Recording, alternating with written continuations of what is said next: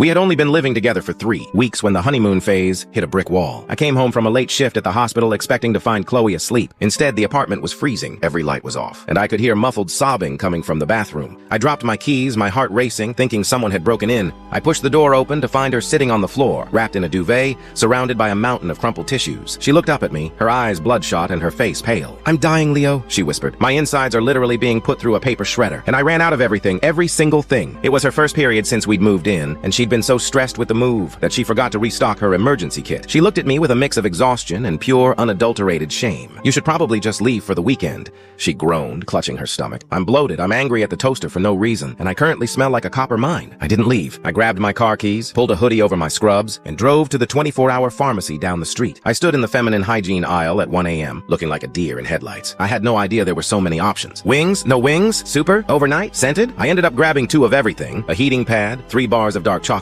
and a bottle of the strongest ibuprofen they had. When I got back, I didn't just hand her the bag. I filled a hot water bottle, made her a massive bowl of salty popcorn, and cleared the bed of all the decorative pillows she usually insists on. I spent the next 3 hours sitting on the floor next to her, letting her vent about how unfair biology is while I rubbed her feet. At one point, she stopped mid-sentence, looked at the pile of supplies I'd bought, and started laughing through her tears. "You bought the industrial strength ones? Leo, I could hike the Appalachian Trail with these." The tension in the room just evaporated. We ended up staying up until 4 a.m. watching bad horror movies and eating chocolate in the dark. Most guys think romance is about the fancy dinners and the expensive jewelry, but that night taught me something different. Real intimacy isn't found in the highlight reel. It's found in the messy, painful, unglamorous moments when you realize that being a partner means being the person who isn't afraid of a little blood. A lot of tears and a midnight run for the super absorbent stuff. Would you like me to write a story about how they handle their first big holiday? Hello friends, please like, share, subscribe.